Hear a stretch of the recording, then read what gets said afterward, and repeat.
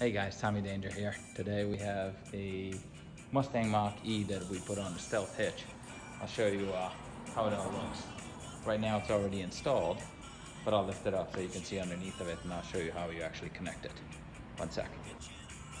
We have to do a slight little slit inside here, and as you can see, it is just a great fit. We have these caps that are pretty snug. You got to take out to install your hitch, and then we're going to take this cap off for the lock. So right now the actual knob is free movement, so we'll keep it in the open position, and once we slide in the tongue piece, so to install, basically push it up. On this side, there's a little knob that pushes up. Once you lock it in, there we go.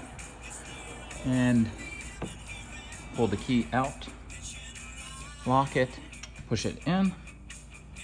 See how it's pushed in? Put the little cover back on it, and she's ready to tow. Most likely it's just gonna be a bike rack, so we're not wiring up anything else for it. That should be it.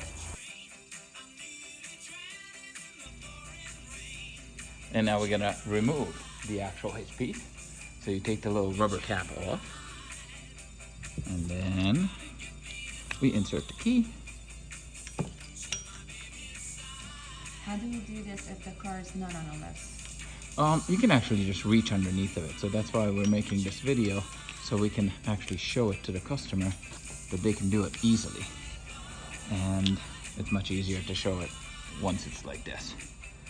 So, key is out, turn the handle on the passenger side, just like that, unlocks the little pin, and there we go.